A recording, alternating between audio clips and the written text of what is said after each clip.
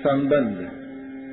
अब भगवान आगे के 12वें श्लोक में अन्वय और व्यतिरेक रीति से कर्मयोग की महिमा का वर्णन करते हैं। युक्तः कर्म फलं त्यक्त्वा शान्तिमाप्नोति नैष्ठिकीम् अयुक्तः कामकारेण फलेषु निबध्यते। कर्मयोगी कर्म फल का त्याग करके नैष्ठिकी शांति को प्राप्त होता है, परंतु सकाम मनुष्य कामना के कारण फल में आसक्त होकर बंध जाता है। व्याख्या। युक्तः इस पद का अर्थ प्रसंग के अनुसार लिया जाता है।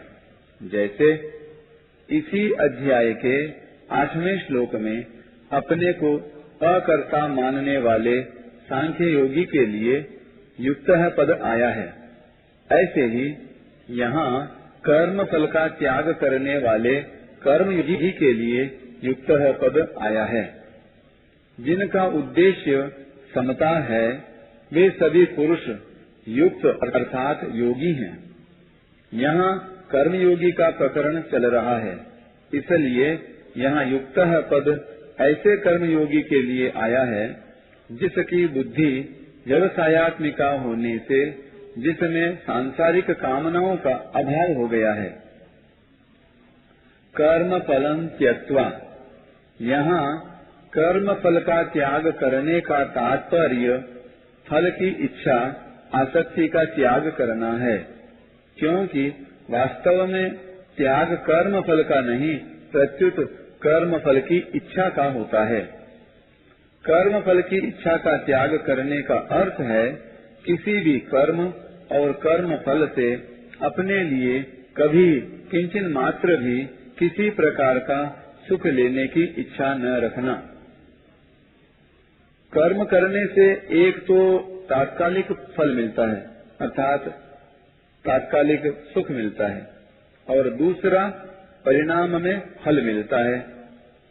इन दोनों ही फलों की इच्छा का त्याग करना है। अपना कुछ नहीं है, अपने लिए कुछ नहीं करना है और अपने को कुछ नहीं चाहिए। इस प्रकार कर्ता के सर्वथा निष्काम होने पर कर्म फल की इच्छा का त्याग हो जाता है।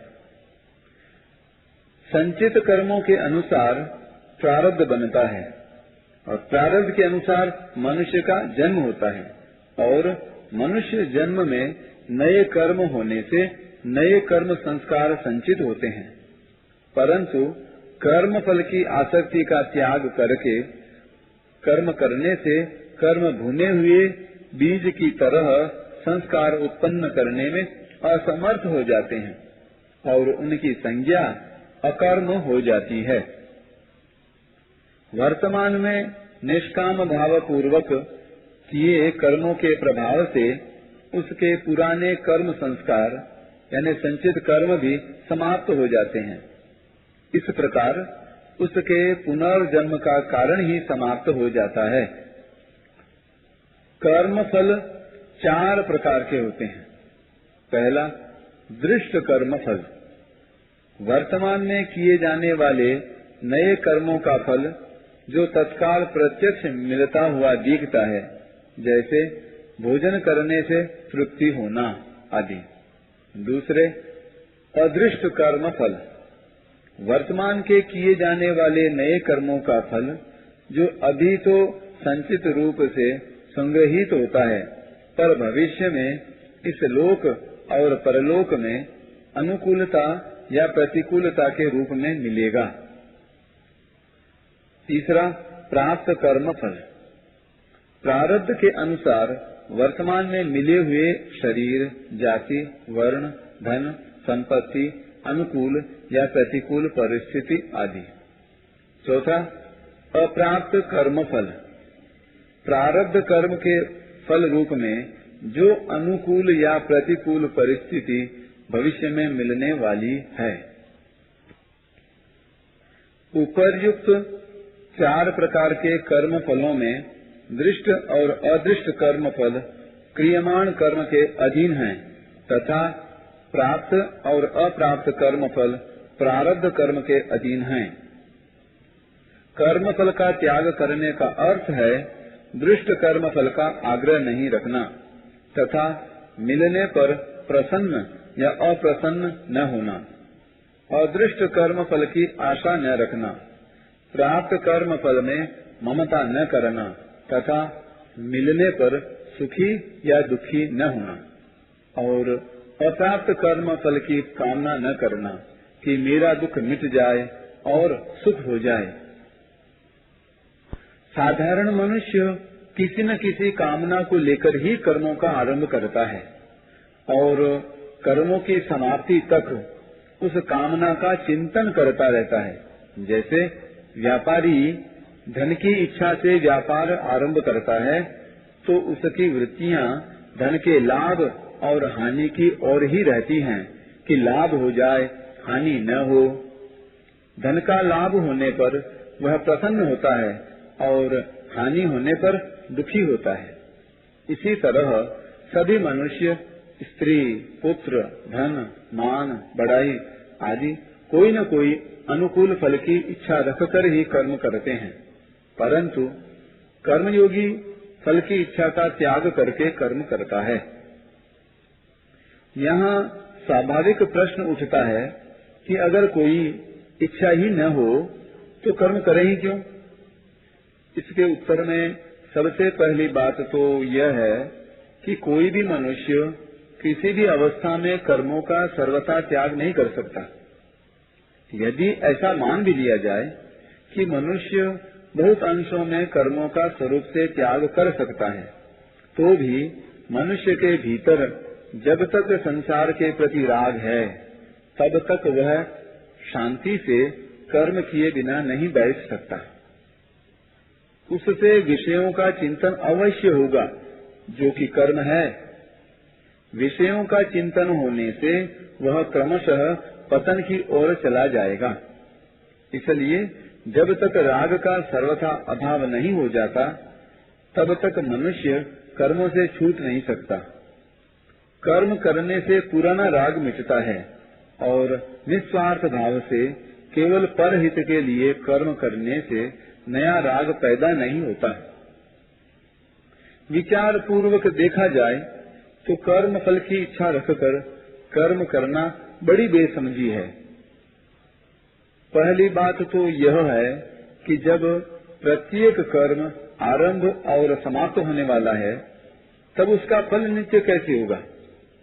फल भी प्राप्त होकर नष्ट हो जाता है। तात्पर्य यह है कि कर्म और कर्मफल दोनों ही नाशवान हैं। या तो फल नहीं रहेगा या हमारा कहलाने वाला शरीर नहीं रहेगा। दूसरी बात, इच्छा रखें या न रखें, जो फल मिलने वाला है वह तो मिलेगा ही। इच्छा करने से अधिक फल मिलता हो और इच्छा न करने से कम फल मिलता हो, ऐसी बात नहीं है। अतः फल की कामना करना बेसमझी ही है। निष्काम भाव से अर्थात फल की कामना न रखकर लोक हितार्थ कर्म करने से कर्मों से संबंध विच्छेद हो जाता है। कर्मयोगी के कर्म उद्देश्यहीन अर्थात पागल के कर्म की तरह नहीं होते, प्रत्युत परमात्म तत्व की प्राप्ति का महान उद्देश्य रखकर ही वह लोक हितार्थ सब कर्म करता है। उसके कर्मों का लक्ष्य परमात्म तत्व रहता है, सांसारिक पदार्थ नहीं। शरीर में ममता न रहने से उसमें आलस्य, अकर्मण्यता आदि दोष नहीं आते, प्रत्युत वह कर्मों को सुचारू रूप से और तत्परता के साथ करता है। मार्मिक बात, जिन कर्मों को करने से नाशवान पदार्थों की प्राप्ति होती है वे ही कर्म निष्काम भाव पूर्वक एकमात्र परमात्म तत्व की प्राप्ति का उद्देश्य रखकर लोक हितार्थ करने से नित्य सिद्ध परमात्म तत्व की अनुभूति में हेतु बन सकते हैं। तीसरे अध्याय के 20वें श्लोक में कहा गया है कि कर्मों के द्वारा ही जनक आदि कर्मयोगियों को परमात्म प्राप्ति रूप सिद्धि मिली, और छठे अध्याय के 3रे श्लोक में कहा गया है कि योग में आरूढ़ होने के लिए कर्म करना आवश्यक है। इन सब बातों से यह अर्थ निकलता है कि परमात्म तत्व की प्राप्ति कर्मों से होती है। पार्वती, मनु, शतरूपा आदि को भी तत्रूप कर्म से भगवत प्राप्ति हुई। यह बात भी आती है कि जप, ध्यान, सत्संग, स्वाध्याय, श्रवण, मनन आदि साधनों से तत्व का साक्षात्कार हो जाता है।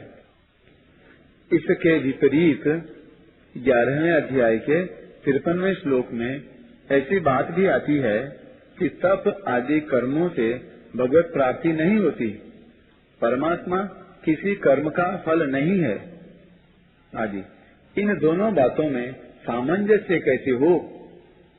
इसका समाधान है कि वास्तव में परमात्मा की प्राप्ति किसी कर्म से नहीं होती। वे किसी कर्म का फल नहीं है। परमात्मा प्रत्येक देश, काल, वस्तु, व्यक्ति, घटना, परिस्थिति आदि में सदा सर्वदा विद्यमान हैं। वे सदा सर्वदा सबको प्राप्त हैं और सभी प्राणियों की सदा सर्वदा उन्हीं में स्थिति है। परमात्मा से कोई भी मनुष्य कभी अलग था नहीं, है नहीं, होगा नहीं और हो सकता भी नहीं। परंतु जड़ प्रकृति के कार्य शरीर, इंद्रियां, मन, बुद्धि, पदार्थ आदि से अहंता ममता पूर्वक अपना संबंध मानते रहने से मनुष्य परमात्मा से विमुख हो जाता है, और जो वास्तव में अपने हैं उन परमात्मा को अपना न मानकर जो अपने हैं ही नहीं उन नाशवान पदार्थों को अपना मानने लग जाता है। अतः जड़ पदार्थों के साथ जीव का जो राग युक्त संबंध है उसे मिटाने में ही संपूर्ण साधनों की सार्थकता है। जड़ता से सर्वथा संबंध विच्छेद होते ही नित्य प्राप्त परमात्मा का अनुभव हो जाता है। अतः तप आदि साधन करते करते जब जड़ता से संबंध विच्छेद हो जाता है तभी परमात्मा प्राप्ति होती है। वही संबंध विच्छेद तब बहुत सुगमता से हो जाता है जब निष्काम भाव से केवल लोक हित के लिए कर्तव्य कर्म किए जाएं। परमात्मा किसी साधन से खरीदे नहीं जा सकते, क्योंकि प्रकृति के संपूर्ण पदार्थ एक साथ मिलकर भी चिन्मय और अविनाशी परमात्मा की किंचिन मात्र भी समानता नहीं कर सकते। दूसरी बात, मूल्य देकर जो वस्तु मिलती है वह उस मूल्य से कमजोर, कम मूल्य वाली ही होती है। यदि कर्मों से परमात्मा मिल जाएं, तो वे कर्मों से कमजोर ही सिद्ध होंगे।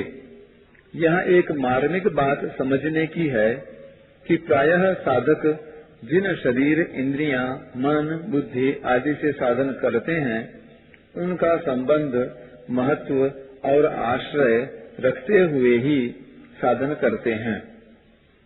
जब तक इन शरीर आदि से यत्किंचित भी संबंध है तब तक जड़ता से संबंध बना हुआ है।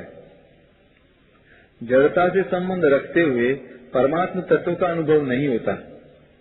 परमात्म तत्व की प्राप्ति जड़ता के द्वारा नहीं होती, प्रत्युत जड़ता के त्याग से होती है।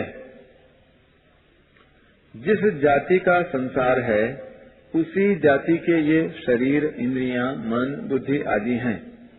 अतः इन्हें संसार का ही मानकर संसार की ही सेवा में लगा दे जो कर्मयोग है। परंतु इन शरीर आदि से किंचन मात्र भी अपना संबंध न माने, इन्हें महत्व न दे, इनका आश्रय न रखे, क्योंकि असत से संबंध रखते हुए असत की सर्वथा निवृत्ति नहीं हो सकती। असत से संबंध विच्छेद करने के लिए निष्काम भाव से किए हुए सब कर्म यानी साधन सहायक होते हैं। असत से सर्वथा संबंध विच्छेद होते ही परमात्मा से जो विमुखता हो रही थी वह मिट जाती है और नित्य प्राप्त परमात्मा तत्व की अनुभूति हो जाती है। शांति मापनोति नैष्ठिकीम, यह बात अनुभव सिद्ध है कि सांसारिक पदार्थों की कामना और ममता के त्याग से शांति मिलती है। सुषुप्ति में जब संसार की विस्मृति हो जाती है तब उसमें भी शांति का अनुभव होता है। यदि जागृत में ही संसार का संबंध विच्छेद यानी कामना ममता का त्याग हो जाए तो फिर कहना ही क्या है। ऐसे ही नींद आने, किसी कार्य के पूरा होने, लड़की का विवाह होने आदि से भी एक शांति मिलती है। तात्पर्य है कि सांसारिक कामना ममता और आसक्ति का त्याग करते ही शांति प्राप्त होती है।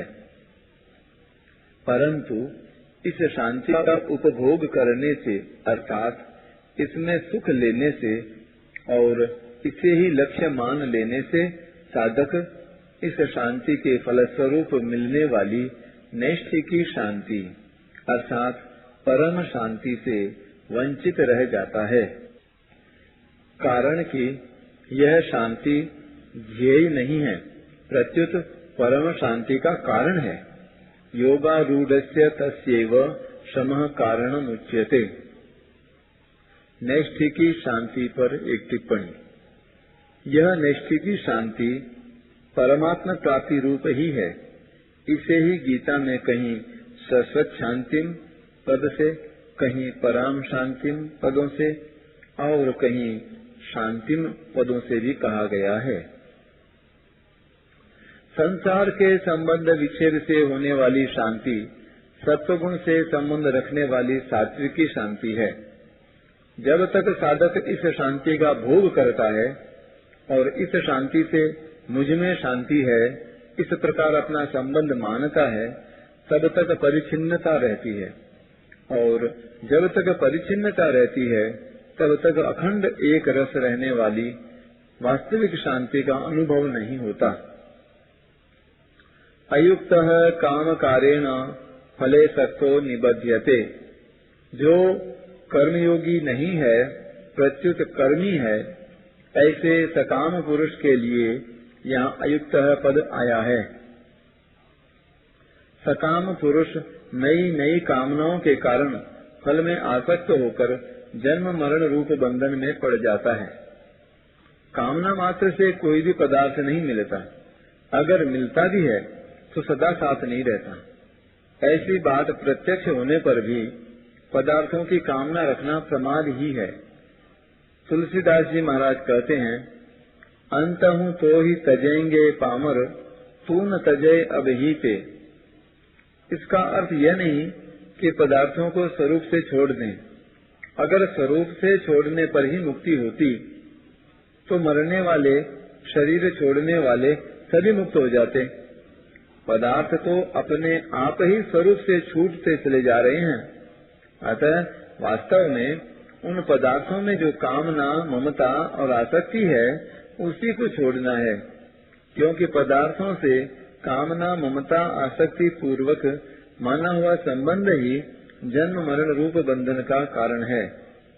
कर्मयोग के आचरण से इन कर्मों का प्रवाह केवल परहित के लिए होने से यह माना हुआ संबंध सुगमता से छूट जाता है। परिशिष्ट भाव वास्तव में मुक्ति के लिए अथवा परमात्मा प्राप्ति के लिए साधन करना भी फलाशक्ति है। मनुष्य की आदत पड़ी हुई है कि वह प्रत्येक कार्य फल की कामना से करता है। इसीलिए कहा जाता है कि मुक्ति के लिए परमात्मा प्राप्ति के लिए साधन करे। वास्तव में साधन केवल असाधन को मिटाने के लिए है। मुक्ति स्वतः सिद्ध है, परमात्मा नित्य प्राप्त है। परमात्मा प्राप्ति किसी क्रिया का फल नहीं है। अतः कुछ करने से परमात्मा प्राप्ति होगी, ऐसी इच्छा रखना भी फलेच्छा है। साधक को यह नहीं देखना चाहिए कि मैं यह साधन करूंगा तो इसका यह फल होगा।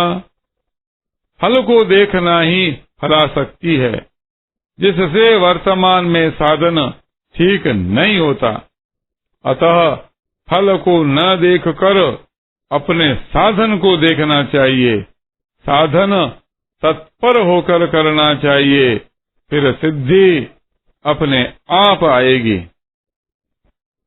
अगर साधक फल की ओर देखता रहेगा तो सिद्धि नहीं होगी। हम निर्विकल्प निष्काम हो जाएंगे तो बड़ा सुख मिलेगा। इस प्रकार मूल में सुख लेने की जो इच्छा रहती है, यह भी फलेच्छा है, जो साधक को निर्विकल्प निष्काम नहीं होने देती।